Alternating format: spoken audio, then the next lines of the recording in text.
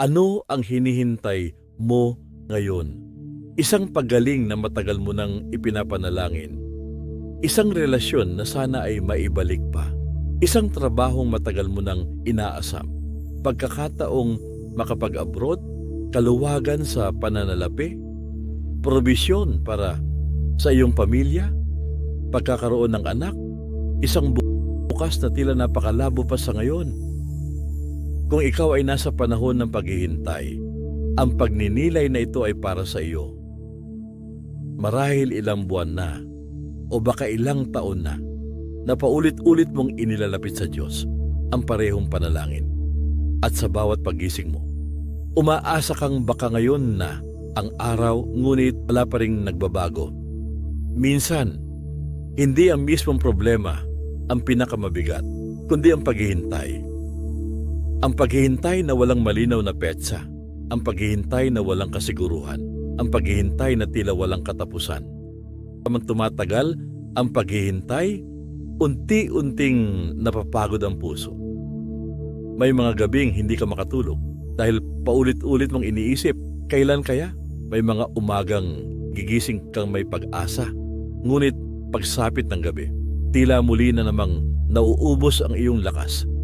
Minsan, naiinggit ka sa mga taong tila napakadaling natanggap ang kanilang hinihintay. May trabaho na sila, may sariling bahay na sila, maayos na ang kanilang pamilya, unti-unti nang natutupad ang kanilang mga pangarap.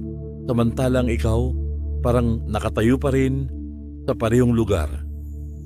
At maaaring hindi mo man ito sinasabi sa iba, ngunit sa kaibuturan ng iyong puso, naitanong mo na rin sa Diyos, Ama, nakalimutan mo na ba ako? Kung minsan, nahihirapan ka ng manalangin, hindi dahil wala ka ng pananampalataya, kundi dahil pagod ka na. Pagod ng umasa, pagod ng maghintay, pagod ng paulit-ulit na magtiwala. Unti-unti ring naaapektuhan ang iyong katawan, hindi ka agad makatulog. Mabilis kang mapagod, nawawalan ka ng ganang kumain o kaya naman kumakain ka upang takpan ang iyong pag-aalala. Pati ang iyong isipan, hindi mapakali. Paulit-ulit mong iniisip ang mga paano kung hindi na ito mangyari? Paano kung huli na ang lahat? Paano kung hindi talaga ito para sa akin? At kapag hinayaan nating lumalim ang mga tanong na iyon, unti-unti nilang ninanakaw ang ating kapayapaan. Pati ang damdamin na aapektuhan. May mga araw na tila gusto mo lamang umiyak. May mga araw na wala kang ganang makipag-usap. May mga araw na gusto mo lamang mapag-isa. At kung minsan, kahit kasama mo ang pamilya o ang mga kaibigan, pakiramdam mo, ikaw lang ang nakakaunawa sa bigat na iyong dinadala. Ang paghihintay ay maaari ring makaapekto sa ating pananampalataya. Hindi dahil tumigil tayong maniwala sa Diyos, kundi dahil nahihirapan tayong unawain ang kanyang oras. Ngunit ngayong gabi, nais kong ipaalala sa iyo ang isang napakahalagang katotohanan. Ang katahimikan ng Diyos ay hindi nangangahulugang wala siyang ginagawa. Kapag tahimik ang isang magsasaka, hindi ibig sabihin ay wala ng buhay sa kanyang bukirin.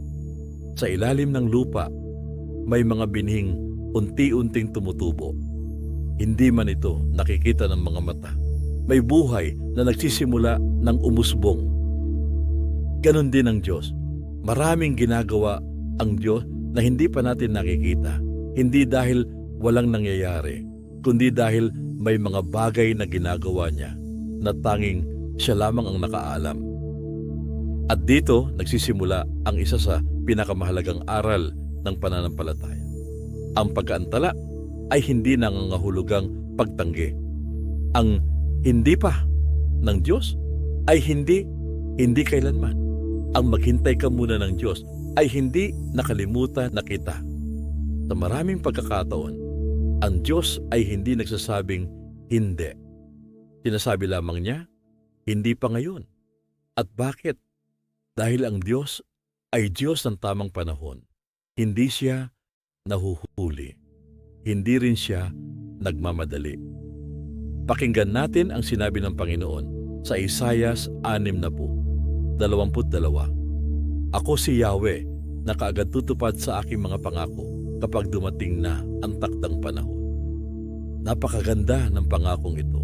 Hindi sinabi ng Diyos na baka tuparin niya. Hindi rin niya sinabi na kung may oras siya. Ang sinabi niya ay kapag dumating na ang takdang panahon. May itinakdang panahon ng Diyos. May tamang araw, may tamang sandali, may tamang pagkakataon. At ang oras ng Diyos ay laging mas mabuti kaysa sa ating sariling oras. Ngunit alam ng Diyos na habang naghihintay tayo, madali tayong mawala ng pag-asa. Kaya ibinigay din niya ang paalalang ito sa Habakuk 2:3. Isulat mo ito sapagkat hindi pa panahon upang ito ay maganap. Ngunit mabilis na lilipas ang panahon at mangyayari ang ipinakita ko sa iyo. Bagamat parang mabagal ito, hintayin mo. Tiyak na mangyayari at hindi maaantala ito. Pansinin mo ang sinabi ng Diyos. Bagamat parang mabagal ito, hindi niya itinangging mabagal ito sa ating pakiramdam. Alam ng Diyos na may mga panahong tila napakabagal ng paglipas ng panahon. Ngunit idinagdag niya, hintayin mo. Bakit? Tiyak na mangyayari. Hindi aksidente ang bawat araw ng iyong paghihintay. Hindi rin ito sayang. Ang bawat araw ay bahagi ng plano ng Diyos. At kung minsan, ang dahilan kung bakit hindi natin nauunawaan ang kanyang ginagawa ay dahil mas nakikita natin ang kasalukuyan, samantalang ang Diyos nakikita na niya ang buong larawan. Pakinggan natin ang sinabi sa Mangangaral 3:11. Iniangkop niya ang lahat ng bagay sa tamang kapanahunan.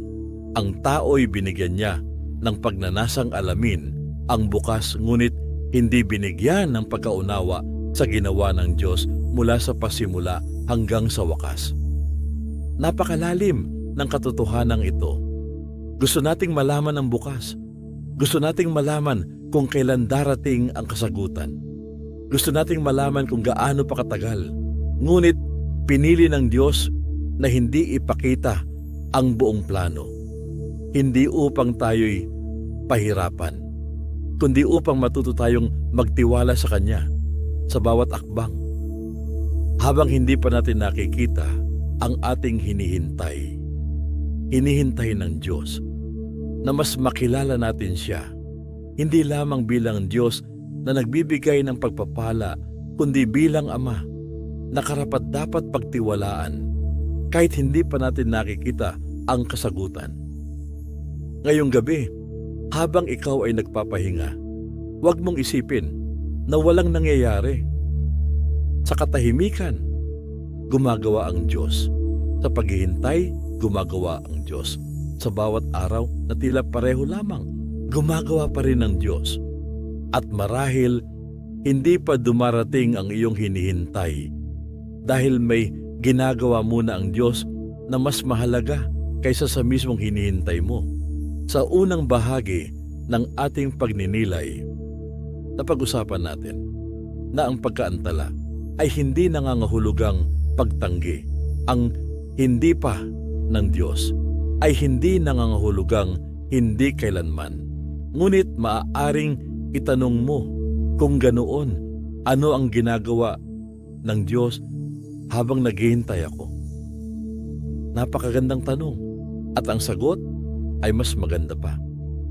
Habang hinihintay mo ang kanyang sagot, may ginagawa rin ng Diyos sa iyong puso. May inihahanda siya, hindi lamang ang pagpapala, kundi maging ang taong tatanggap ng pagpapala.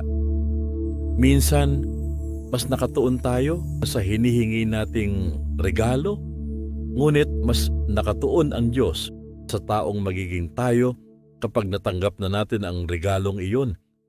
Sapagkat alam ng Diyos na kung minsan kapag dumating ang pagpapala, ngunit hindi pa handa ang ating puso, maaari rin itong maging dahilan ng ating pagbagsak. Kaya ang paghihintay ay hindi lamang tungkol sa oras. Ito ay tungkol sa paghahanda. Habang tila walang nangyayari sa ating mga mata, maraming nangyayari sa ating pagkatao. Unti-unti tayong tinuturuan ng Diyos na maging mapagpakumbaba. Unti-unti niya tayong tinuturuan na maging matiyaga. Unti-unti niya ring inaalis ang mga takot, ang pagmamadali, ang pagnanais na kontrolin ang lahat. At sa halip, itinatanim niya ang kapayapaan, ang pagtitiwala at ang lubos na pag-asa sa Kanya. Ito ang dahilan kung bakit sinabi sa Isaias 40:31, ngunit muling lumalakas at sumisigla ang nagtitiwala kay Yahweh. Lilipad silang tulad ng mga agila. Sila'y tatakbo, ngunit hindi mapapagod. Sila'y lalakad, ngunit hindi manghihina. Pansinin mo, hindi sinabi ng talata na ang mga nagtitiwala kay Yahweh ay hindi mapapagod kailanman. Sa halip, sinabi nitong muling lumalakas. Ibig sabihin, may mga panahong mapapagod tayo. May mga panahong iiyak tayo. May mga panahong pakiramdam natin wala na tayong lakas. Ngunit kapag patuloy tayong nagtitiwala sa Diyos, Siya mismo ang magbibigay ng panibagong lakas. Hindi lakas na nanggagaling sa ating sarili, kundi lakas na nanggagaling sa Kanya. May mga araw na hindi mo alam kung paano ka pa nakabangon. Hindi mo rin maipaliwanag kung bakit patuloy ka pa ring lumalaban.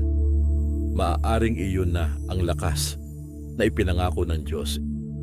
Hindi laging inaalis ng Diyos ang problema, ngunit lagi Siyang nagbibigay ng sapat na lakas upang malampasan natin ito. Habang naghihintay ka, baka hindi mo napapansin na mas matatag ka na ngayon kaysa nung nagsimula ang pagsubok. Mas mabilis kang manalangin, mas mabilis kang lumapit sa Diyos, mas alam mo nang ibigay sa Kanya ang iyong mga alalahanin. Hindi ba't iyan ay pagbabago? Hindi man nagbabago ang iyong sitwasyon, may binabago ang Diyos sa iyong puso. At iyan ang paghahandang hindi kayang ibigay ng anumang tagumpay. Pakinggan naman natin ang sinabi sa Santiago 1:12. Pinagpala ang taong nananatiling tapat sa kabila ng mga pagsubok, sapagkat matapos niyang malampasan ang pagsubok, tatanggap siya ng gantimpala ng buhay na ipinangako ng Panginoon sa mga umiibig sa Kanya. Napakagandang paalala nito. Hindi sinabi ng Diyos na pinagpapala lamang ang mga taong hindi dumaranas ng pagsubok. Ang pinagpala ay ang taong nananatiling tapat kahit may pagsubok. Napakahalaga ng salitang nananatiling, sapagkat ang tunay na pananampalataya ay hindi lamang nasusukat kapag mabilis ang kasagutan. Mas nasusukat ito pag tila walang nagbabago, ngunit patuloy ka pa rin nagtitiwala. Kapag wala ka pa rin trabaho, ngunit patuloy kang nananalangin. Kapag hindi pa rin bumabalik ang taong mahal mo, ngunit pinipili mo pa rin magpatawad. Kapag hindi pa rin sapat ang iyong kinikita, ngunit patuloy kang nagtitiwala na hindi ka pababayaan ng Diyos. Iyan ang pananampalatayang nagpapasaya sa puso ng Diyos. Ngunit may isa pang dahilan kung bakit pinahihintulutan ng Diyos ang paghihintay. Hindi lamang upang ihanda tayo, kung minsan upang protektahan tayo. May mga pagkakataon na akala natin ang pagkaantala ay kaparusahan. Ngunit paglipas ng maraming taon, doon lamang natin napagtatanto na ang pagkaantala pala ang siyang nagligtas sa atin. May trabahong hindi natin nakuha, nakalaunan ay nagsara. May relasyong hindi natuloy. Nakalaunan ay naging mapanakit. May oportunidad na akala natin ay napakaganda. Ngunit kung natuloy tayo noon, baka mas napahamak lamang tayo. Ilang beses mo nang nasabi, "Salamat Panginoon na hindi mo sinagot ang panalangin kong iyon." Tanging ang Diyos ang nakakakita ng mga panganib na hindi pa natin nakikita. Kaya minsan, ang kanyang maghintay ka muna ay isa ring paraan ng kanyang pagmamahal. Pakinggan natin ang sinabi sa Roma 8:28. Alam nating sa lahat ng bagay ay gumagawa ang Diyos para sa mabuti kasama ang mga nagmamahal sa Kanya, silang mga tinawag ayon sa Kanyang layunin. Hindi sinabi rito na lahat ng bagay ay mabuti. May mga paghihintay na masakit, may mga luha na totoo, may mga gabing mahaba. Ngunit sinabi ng Diyos na sa lahat ng mga ito, gumagawa siya para sa mabuti. Maaring hindi mo pa ito nakikita ngayon, ngunit ang Diyos ay marunong maghabi ng kagandahan mula sa mga bahaging tila magulo. At dahil dito, maari tayong magkaroon ng pag-asa. Pakinggan naman natin ang sinabi sa Jeremias 29:11. Sapagkat batid kong lubos ang mga plano ko para sa inyo, mga planong hindi ninyo ikakasama, kundi para sa inyong ikabubuti. Ito ay mga planong magdudulot sa inyo ng kinabukasang punong-puno ng pag-asa. Napakagandang malaman na ang Diyos ay may plano. At ang plano niya ay hindi para tayo'y sirain, hindi para tayo'y pabayaan, hindi para tayo'y ipahiya, kundi para sa ating ikabubuti. Kung may hinihintay ka man sa ngayon, ang paghihintay na yun ay hindi hiwalay sa mabuting planong iyon. May isa pang dahilan kung bakit tila mabagal minsan ang pagkilos ng Diyos. Pakinggan natin ang sinabi sa 2 Pedro 3:9. Ang Panginoon ay hindi nagpapabaya sa kanyang pangako gaya ng inaakala ng ilan. Sa halip, nagbibigay siya ng pagkakataon sa lahat sapagkat hindi niya nais na may mapahamak, kundi ang lahat ay makapagsisi at tumalikod sa kasalanan. Napakahalaga ng katotohanan ito. Ang kabagalan na nakikita natin ay hindi kapabayaan ng Diyos. Ito ay pagpapahayag ng kanyang pagtitiis, ng kanyang awa at ng kanyang pag-ibig. Kung ang Diyos ay napakatiyaga sa atin, hindi ba't maaari rin tayong matutong magtiyaga habang siya ay kumikilos ngayong gabi kung tila napakatagal ng iyong paghihintay? Alalahanin mo ito, hindi ka pinaghihintay dahil nakalimutan ka ng Diyos, pinaghihintay ka dahil may itinatayo siya, may inihahanda siya, may pinoprotektahan siya. At balang araw, kapag lumingon ka, makikita mong walang isang araw sa iyong paghihintay ang nasayang sa mga naunang bahagi ng ating pagninilay.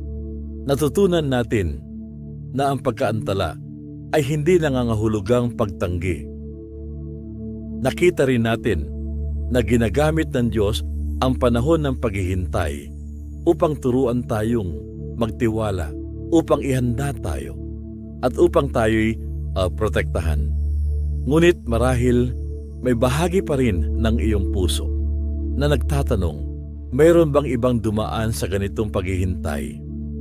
Ang sagot ay, oo, halos lahat ng taong ginamit ng Diyos ay dumaan muna sa mahabang panahon ng paghihintay.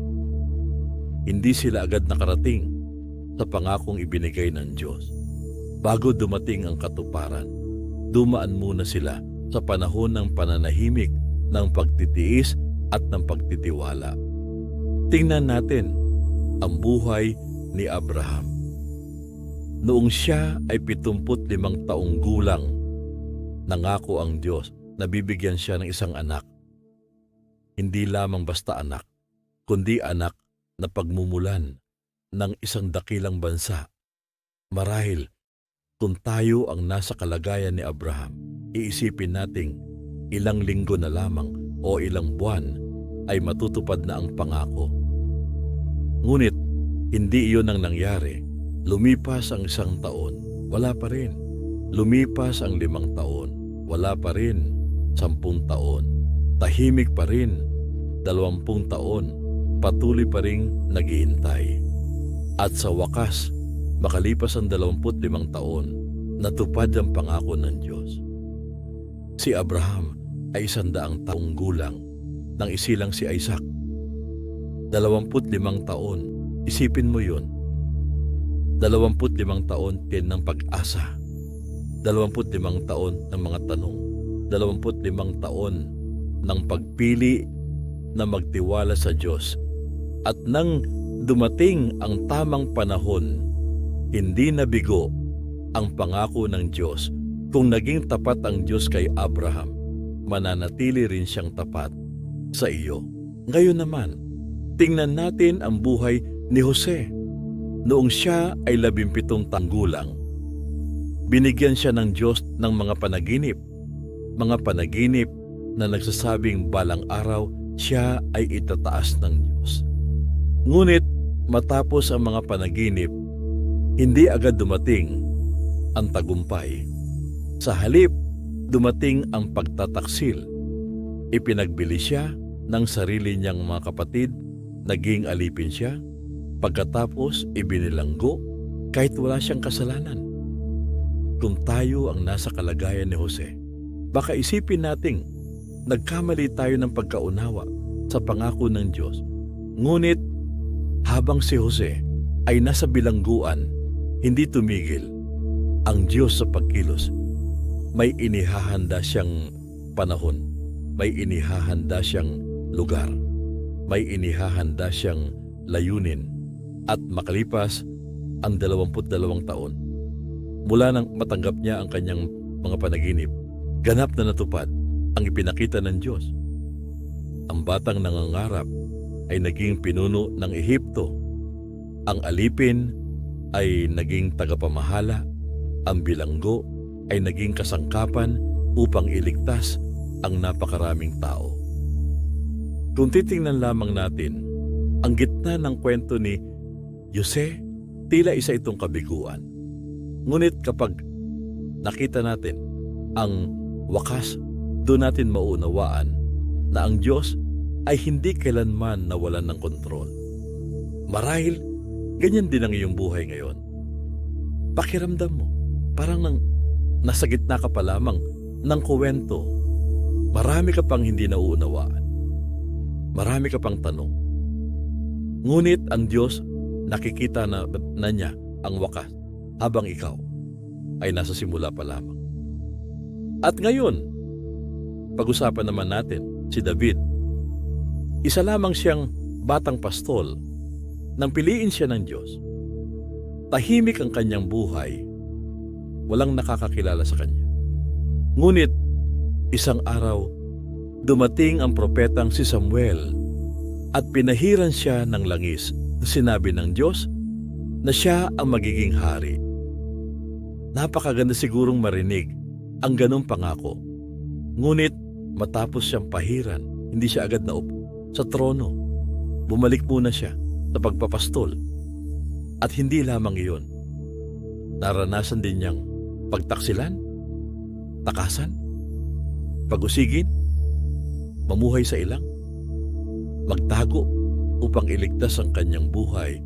At kung minsan maaring naisip din ni David, Panginoon, ito ba ang landas patungo sa iyong pangako? Ngunit ang Diyos ay hindi nagmamadali. Humigit kumulang 15 taon ang lumipas bago siya naging hari ng Huda at 22 taon bago siya naging hari ng buong Israel. Hindi lamang naghihintay si David habang lumilipas ang mga taon. Hinuhubog siya ng Diyos. Tinuruan siyang mamuno bago pa man ibigay sa kanya ang kaharian. Napakagandang pag-isipan nito. Hindi hinahanda ng Diyos ang trono lamang. Inihahanda rin niya ang taong uupo sa trono. At marahil, iyan din ang ginagawa niya sa iyong buhay. Maaaring hinihintay mo ang bagong trabaho. Ngunit baka may mga kakayahan pa na nais ituro sa iyo ng Diyos. Maaaring hinihintay mo ang iyong magiging asawa. Ngunit baka hinuhubog pa muna niya ang iyong puso upang maging handa sa isang pangabambuhay na relasyon. Maaaring hinihintay mo ang pagunlad ng iyong kabuhayan. Ngunit baka tinuturuan ka muna ng Diyos ng karunungan, pagiging tapat at mabuting pangangasiwa. Kapag dumating ang pagpapala, nais ng Diyos na maging handa ka, hindi lamang upang tanggapin ito, kundi upang mapanatili ito. Ngayon, nais kong itanong muli ang tanong na sinimulan natin sa unang bahagi. Ano ang hinihintay mo ngayon? Ano ng bahagi ng iyong buhay ang tila matagal nang hindi gumagalaw? Ang iyong kalusugan ba? Ang iyong pamilya? Ang iyong kinabukasan? Ang iyong pananalapi? Ang iyong ministeryo? O may panalangin ikaw lamang at ang Diyos ang nakaalam? Ano man yun, nais kong ipaalala sa iyo na may mabuting ginagawa ang Diyos kahit hindi mo pa ito nakikita. Ang panahon ng paghihintay ay hindi panahon ng pagiging walang silbi. Ito ay panahon ng paglago, panahon ng pagbabago, panahon ng naghahanda. Kung nakasama mo ako mula sa simula ng pagninilay na ito, marahil ay napagtanto mo na ang panahon ng paghihintay ay hindi isang panahon na walang ginagawa ang Diyos.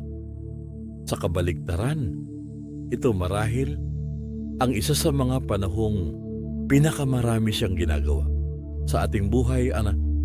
Maaaring hindi pa natin nakikita ang bunga, ngunit ang mga ugat ay patuloy na lumalalim.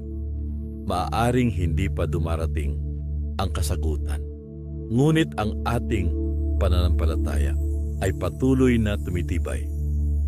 Maaaring hindi pa nagbabago ang ating sitwasyon, ngunit unti-unti tayong binabago ng Diyos, at marahil iyan ang pinakamahalagang himala na nangyayari habang tayo ay naghihintay. Ngayong gabi, nais kong itanong sa iyo sa huling pagkakataon, ano ang hinihintay mo? Ano ang matagal mo nang iniluluha sa panalangin? Ano ang ipinagkakatiwala mo sa Diyos na hanggang ngayon ay hindi pa dumarating? Maaaring hindi ko alam ang iyong kwento, ngunit alam ito ng Diyos. Alam niya ang bilang ng mga gabing nahirapan kang makatulog. Alam niya ang bawat luhang palihim mong pinunasan. Alam niya ang bawat pagkakataong pinili mong magtiwala kahit gusto mo nang sumuko. At dahil alam niya, nais niyang ipaalala sa iyo ang kanyang mga pangako. Pakinggan natin ang sinabi sa mga awit 27:14. Kay Yahweh tayo'y magtiwala, manalig sa Kanya at huwag manghinawa. Kay Yahweh tayo magtiwala. Napakaganda ng paanyayang ito. Hindi sinabing maghintay ka lamang, kundi maghintay kang may pagtitiwala. May malaking pagkakaiba ang simpleng paghihintay at ang paghihintay na may pananampalataya. Ang simpleng paghihintay ay puno ng pangamba, ngunit ang paghihintay na kasama ang Diyos ay puno ng pag-asa. Kapag nagtitiwala tayo sa Diyos, hindi natin kailangang malaman ang lahat ng mangyayari. Sapat nang malaman natin kung sino ang ating pinagtitiwalaan. Pakinggan naman natin ang sinabi sa Panaghoy 3:25. Si Yahweh ay mabuti sa mga nananalig at umaasa sa Kanya. Napakasimple, ngunit napakalalim ng pangakong ito. Hindi sinabi na ang Diyos ay mabuti lamang kapag mabilis ang kanyang kasagutan. Sinabi lamang na siya ay mabuti sa mga nananalig at umaasa sa Kanya. Ang kabutihan ng Diyos ay hindi nakadepende sa bilis ng ating natatanggap. Ang kabutihan niya ay bahagi ng Kanyang likas na pagkatao. At kahit hindi pa natin nakikita ang ating hinihintay, hindi nagbabago ang Kanyang kabutihan. Pakinggan din natin ang sinabi ni Propeta Mikas, "Ngunit para sa akin, kay Yahweh ako mananalig. Hihintayin kong may pagtitiwala ang Diyos na magliligtas sa akin at ako'y Kanyang diringgin." Napakagandang halimbawa ng isang pusong piniling maghintay. Hindi sinabi ni Mikas na mauunawaan niya ang lahat. Hindi rin niya sinabi na wala na siyang problema. Ang sinabi niya, kay Yahweh ako mananalig. Napakagandang desisyon na maaari rin nating gawin ngayong gabi. Hindi natin kontrolado ang lahat ng mangyayari bukas. Ngunit maaari nating piliin kung kanino tayo magtitiwala. At ang Diyos ay hindi kailanman nabigong maging tapat. At pakinggan natin ang huli nating talata mula sa mga awit 130, talata 5. Sabi ka kung naghihintay, O Yahweh, sa iyong tugon, pagkat ako'y may tiwala sa pangako mong pagtulong. Napakaganda ng salitang may tiwala. Hindi lamang naghihintay ang sumulat ng awit na naghihintay siya na may pagtitiwala. Hindi dahil alam niya kung kailan darating ang kasagutan, kundi dahil kilala niya ang Diyos na nangako. At marahil iyan ang nais ituro ng Diyos sa atin sa panahon ng paghihintay.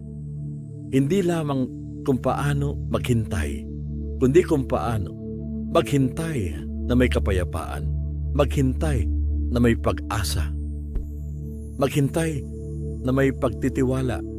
Dahil ang Diyos na nangako ay siya ring Diyos na tutupad. Hindi siya nahuhuli, hindi siya nalilito, hindi siya nakakalimot, hindi siya napapagod, at hindi kanya kailanman iiwan. Ama naming Diyos, maraming salamat sapagkat ikaw ay tapat kahit sa mga panahong nahihirapan kaming makita ang iyong ginagawa. Panginoon, idinadalangin ko ngayon ang bawat taong nakikinig sa pagninilay na ito. Alam mo ang kanyang pangalan, alam mo ang kanyang kuwento, alam mo ang mga panalangin ilang buwan o ilang taon na niyang inuulit. Ama, yakapin mo siya sa sandaling ito. Kung siya ay pagod na, ikaw ang maging kanyang kalakasan. Kung siya ay nalulungkot, ikaw ang maging kanyang kagalakan. Kung siya ay natatakot, ikaw ang maging kanyang kapayapaan. Kung siya ay nag-aalinlangan, palalimin mo ang kanyang pagtitiwala. Panginoon, kung may mga pagkakataong pakiramdam niya na siya ay nakalimutan mo, iparamdam mong muli na ikaw ay malapit. Tulungan mo siyang makita na kahit hindi pa dumarating ang kanyang hinihintay, ikaw ay patuloy na kumikilos. Salamat dahil ikaw ang Diyos na naghahanda bago magbigay. Salamat dahil ikaw ang Diyos na nagpoprotekta kahit hindi namin ito nauunawaan. Salamat dahil ikaw ang Diyos na laging may tamang panahon. Habang naghihintay kami, turuan mo kaming maging tapat. Habang naghihintay kami, turuan mo kaming maging mapagpakumbaba. Habang naghihintay kami, turuan mo kaming manatiling malapit sa iyo. At kapag dumating na ang iyong itinakdang panahon, naway matagpuan mo kaming nananampalataya pa rin, nagtitiwala pa rin, umaasa pa rin, at nagpupuri pa rin. Maraming salamat sapagkat alam naming Ang bawat araw ng aming paghihintay ay nasa iyong mga kamay. Sa iyo namin pinagkakatiwala ang aming kinabukasan. Sa iyo namin isinusuko ang aming mga pangarap. At sa iyo lamang kami maghihintay ng may buong pagtitiwala sa makapangyarihang pangalan ng aming Panginoong Jesucristo. Amen. Maraming salamat sa pagsama sa pagninilay na ito. Kung pinagpala ka ng mensaheng ito, isulat mo sa comment section ang nagtitiwala ako sa oras ng Diyos. Hayaan nating ang simpleng pahayag na ito ay maging paalala, hindi lamang sa iyong sarili, kundi maging sa iba, na may Diyos na hindi kailanman nahuhuli. Kung may kakilala kang dumaraan ngayon sa isang mahirap na panahon ng paghihintay, ibahagi mo rin ang video na ito. Maaring ito ang maging mensaheng kailangan niyang marinig ngayong araw. At kung nais mo pang makinig ng higit pang mga pagninilay, mga panalangin at pagbubulay-bulay batay sa salita ng Diyos, huwag kalimutang mag-subscribe sa Panalangin bago matulog at pindutin ang notification bell upang lagi kang maabisuhan sa tuwing may bago tayong pagninilay. Hanggang sa muli, ipagkatiwala mo ang iyong bukas sa Diyos at magpahinga kang may kapayapaan, sapagkat ang Diyos ay kumikilos kahit sa panahon ng iyong paghihintay.